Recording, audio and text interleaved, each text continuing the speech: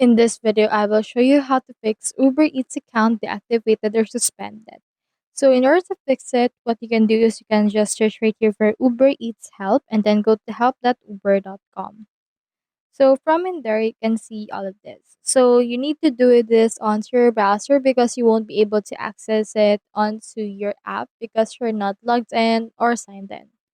So for this one, you can just put in here topics, like for example, account and payments.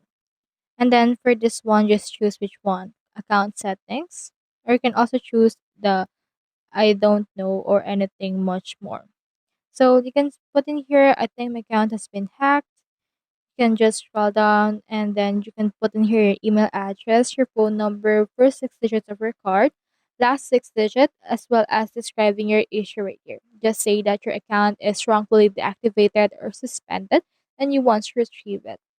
So that's how you fix Uber Eats account deactivated or suspended. Hope you help.